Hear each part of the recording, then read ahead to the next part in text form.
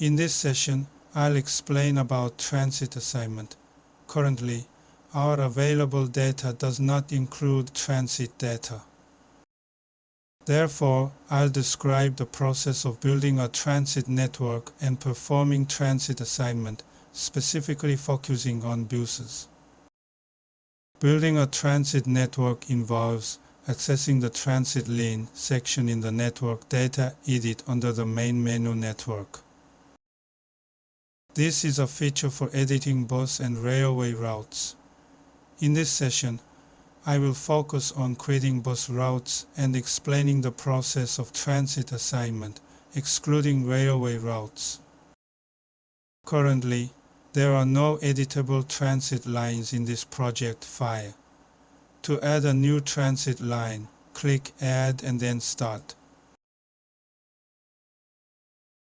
However, before proceeding with this process, you should first define the parameters for transit modes by clicking Urban Transit Mode setting in the main menu data. When you click Add, a new mode configuration will be added, and you can choose between bus or rail under the Mode section. For our purpose, we will select Bus Transit. For example, Bus Type 1 is set as a local bus with a base fare of 700 shillings for up to 10 kilometers. Beyond 10 kilometers, an additional 100 shillings is added for every 5 kilometers. Let's click Add again to add a city bus this time.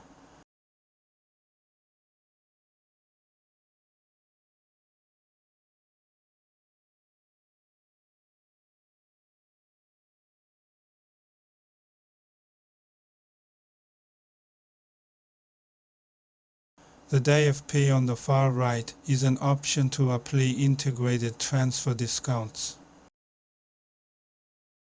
With the settings in place, click OK to complete the configuration and return to Add Transit Line. As you can see, when you click Start, you'll enter this screen. From here, you can use your mouse to draw bus routes on the map.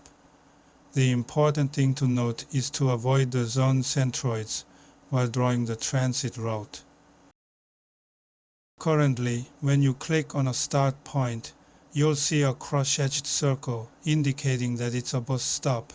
When drawing a route, you don't need to click on individual links.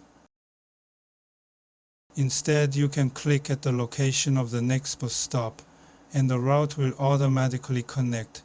A bus stop will be created at the end of the link you click.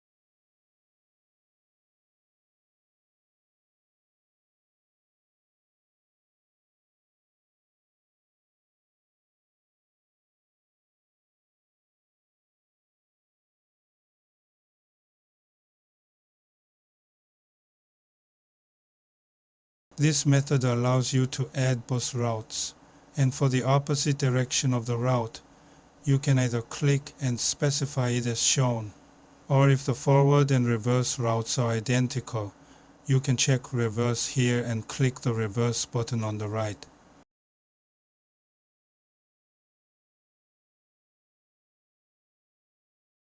This will automatically create the route and bus stops for the reverse direction.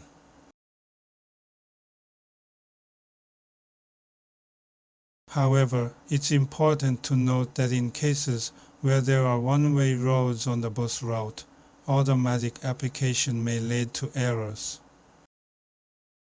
So, it's recommended to use this feature selectively and with caution. The Generate Opposite Station option at the top of the editing window should be checked when the bus stop locations for the upbound and downbound routes are the same. If the bus stop locations are different, you can uncheck this option and manually set the bus stops according to their respective locations after constructing the route. Once you've finished constructing the route, click Save and Exit.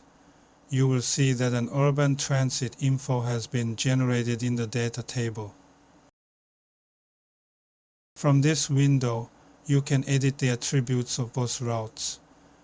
You have the option to change the type to city bus and input schedule information for each bus route. Let's add another bus route. We've added a route that circles in one direction for certain segments and saved it.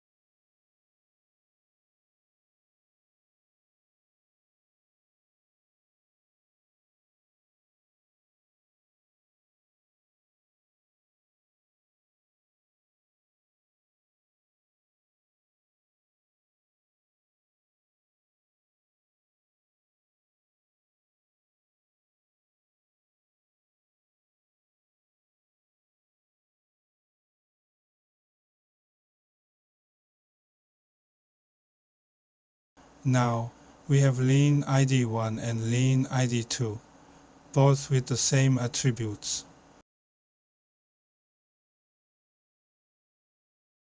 Let's change the attributes of lane ID 1 and lane ID 2. Lane ID 1 will be a local bus, and lane ID 2 will be a city bus. We'll also adjust the headway or frequency accordingly. I'll now demonstrate how to edit these attributes in the transit line edit function. First, with edit checked, select lane ID 2 from the drop-down. Now, you can click Start to edit the route and bus stop locations or change the attribute values below. We will change lane ID 1 to a local bus type and lane ID 2 to a city bus type. Then, we will modify the headway information for lane ID 2 as follows: 10, 20, 15.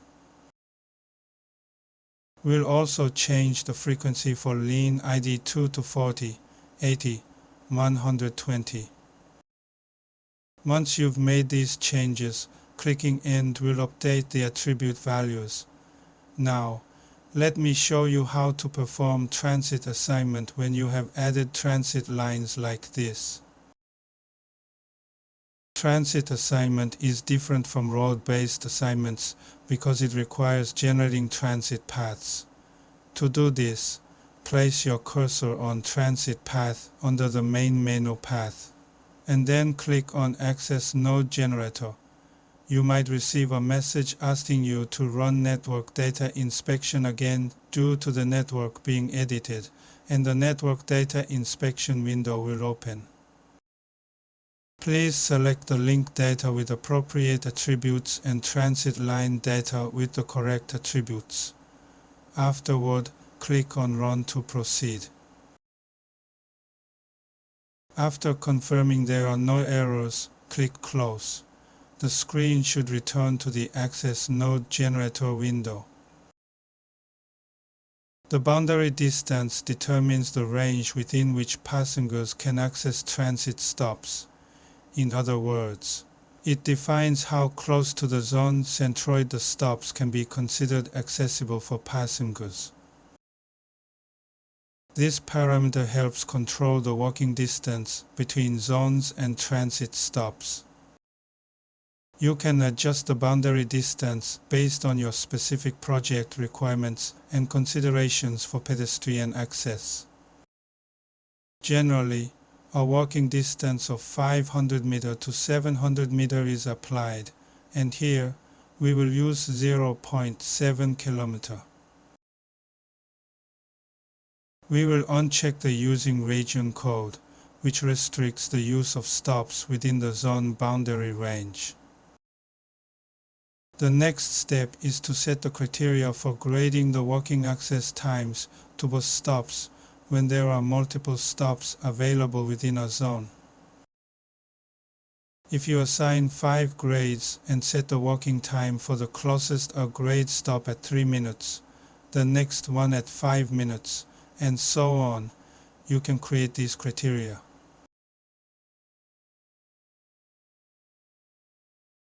Once you complete this step, you can check the access stop node data in the Project Explorer on the left side.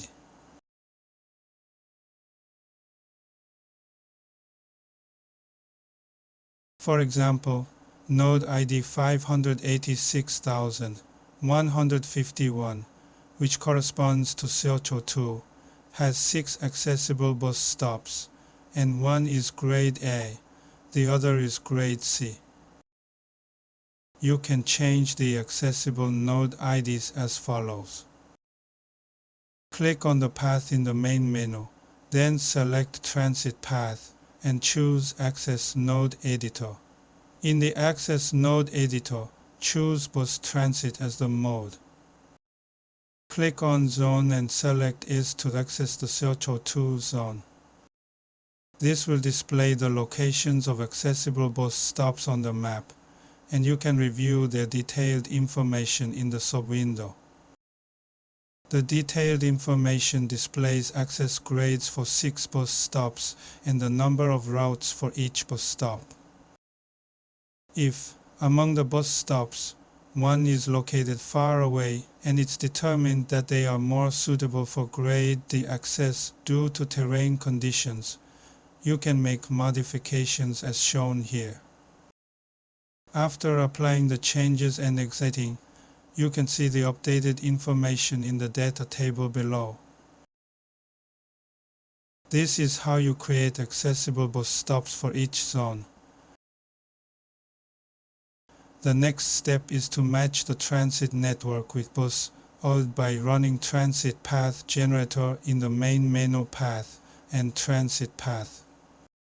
Here, we need to ensure that bus OD is allocated to the bus network. There are two methods for applying link travel times. For bus routes, as they share the road with other vehicle types. You need to decide whether to apply free-flow travel times or the travel times calculated in the traffic assignment. To apply link travel times, you need to select which column to use as travel times. There are average time and average time plus, with the latter including toll costs. We'll choose average time without toll costs.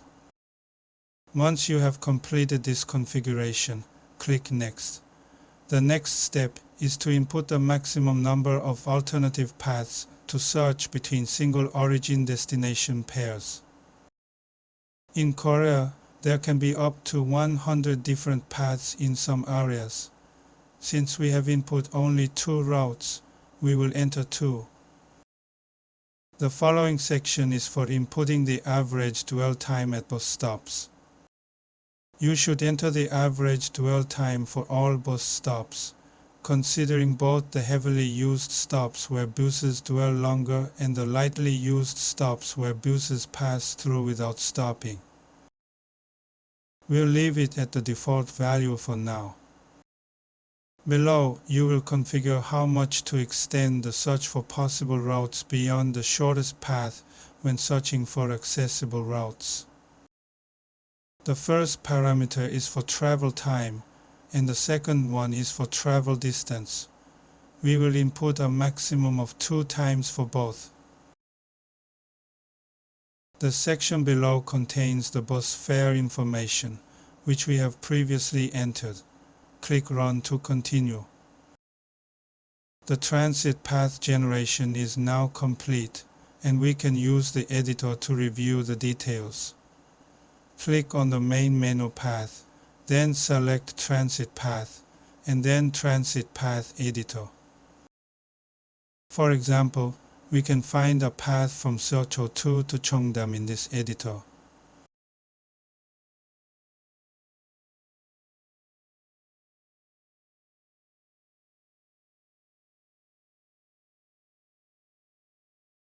The path search results show that there are 2 alternative paths, and path 1 is considered the shortest distance path. By clicking on the info on the right, you can check the detailed information.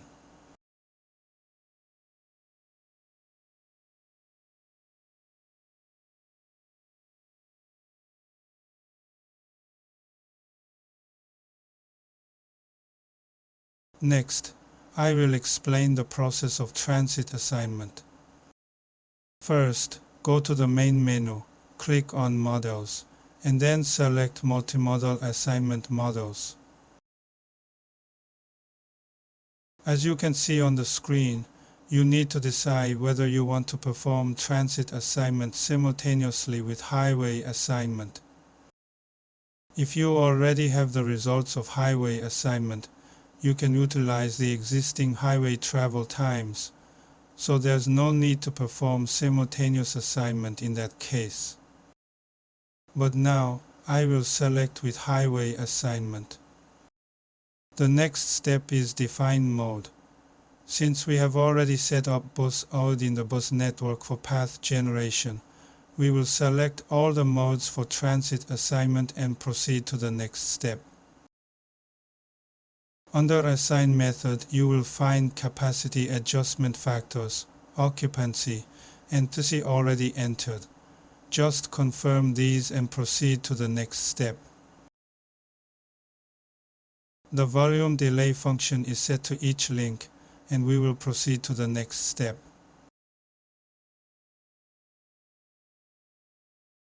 In the Run Option section, we will simply confirm the settings and move on to the next step. Next is the Transit Assign options. TOVA has already provided default values for the coefficient parameters, which are commonly used in transit assignment. TOVA inputs these default values for transit assignment. We will keep the settings in this section as they are, unless specific values are provided. You can use the value surveyed on seat for the average boarding time listed below. For the reference, the surveyed value in Korea is 2.1 seconds per person. For buses, you can set the waiting VD function, and since specific research values are not available yet, I will enter arbitrary values for now, 0.15 and 4.0. The cost section below contains fare conditions for different bus types, which we have already entered. Click OK.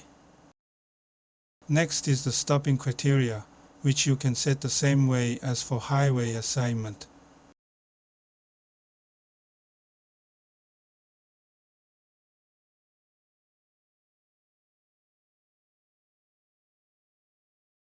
The output settings are similar to highway assignment. The difference is that bus-related information is stored in the node, Urban Transit Info, and Urban Transit Lane tables. Now, click Run to execute the multimodal assignment models. Once the assignment is completed, information related to transit assignment is displayed, including details about how many paths on average each movement used. In this case, with only 2 routes, number of used paths is relatively low. After the assignment is completed, we will examine the information stored in the node table. 6 additional columns have been added to the parking fee column. Let's explore the content using the node thematic map. When you right-click on the node on the right of the map control, a menu appears, with scale selected, when you draw the thematic map for board net.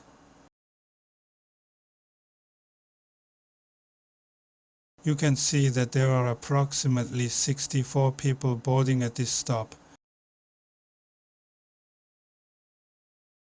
and about 31 people boarding at the other stop. And at the sections where the routes intersect, you can also check transfer passenger counts.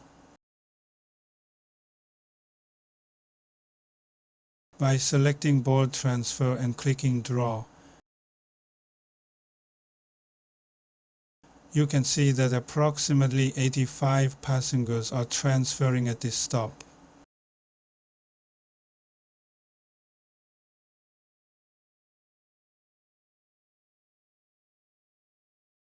Board total represents the combined total of boarding, including both net boarding and transfer boarding.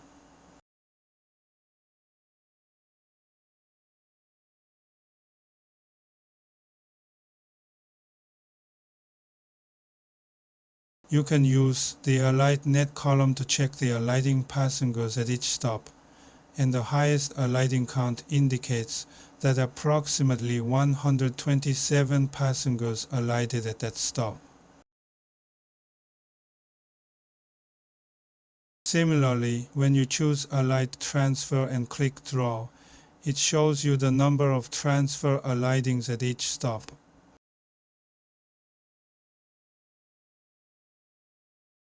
Using the node thematics as shown, you can easily check passenger boardings, alightings, and transfer counts at each bus stop.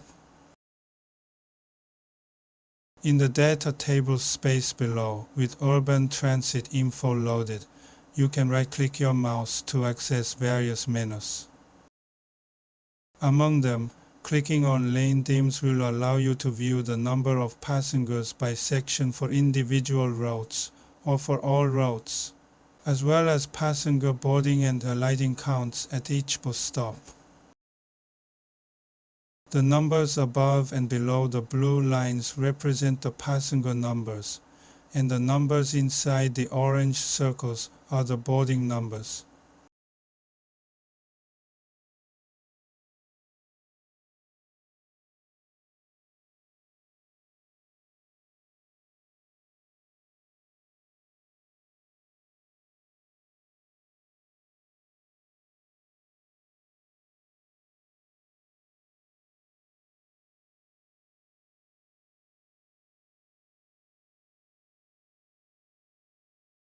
This feature is very useful when analyzing multiple bus and subway routes in an integrated manner and extracting data for documentation in reports.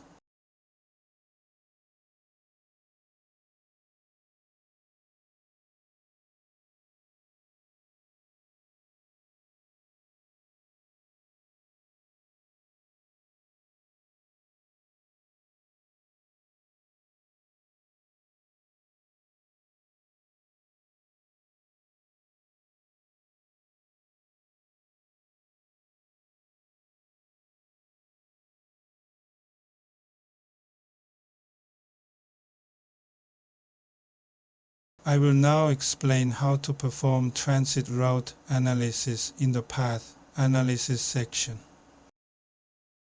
The top three menus in the path analysis of the main menu are related to path analysis for highway assignment, as I explained earlier.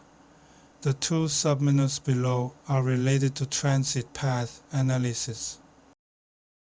The procedure for running these analyses is similar to that of highway path analysis. Click Zone to Zone Urban Transit Path Analysis and select the origin zone and destination zone in order.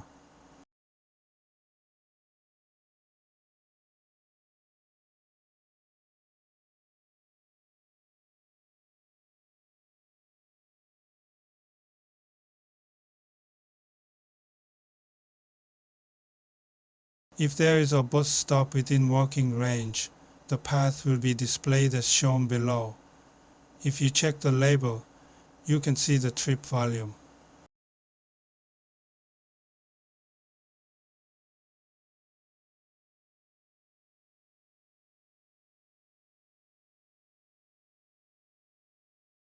The screen looks similar to the transit path generation, but please note that the displayed time and trip volume here are the results of the assignment.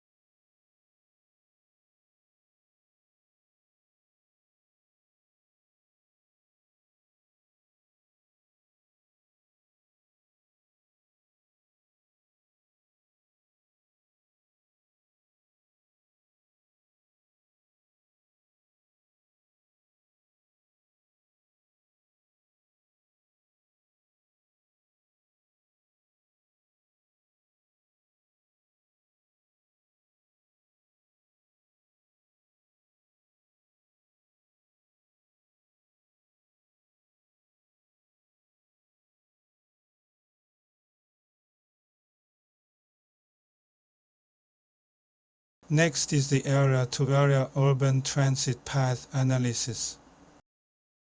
When you select Seocho and Yeoksam as the origin and Daichi and Samsung as the destination, then press search. Afterward, check the label option.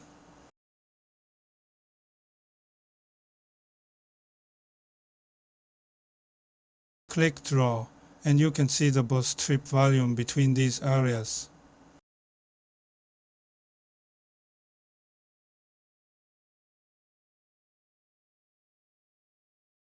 I recommend all of you to try changing the origin or destination areas like I did and run the path analysis.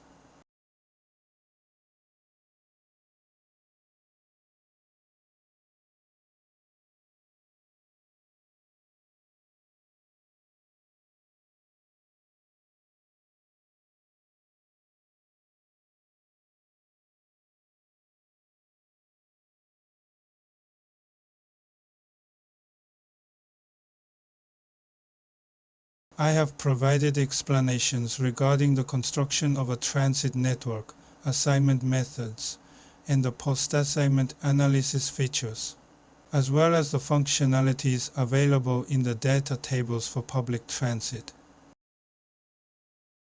The key focus of this session was the process of traffic demand forecasting, how numerical analysis is conducted during the intermediate stages, and how model adequacy is ensured.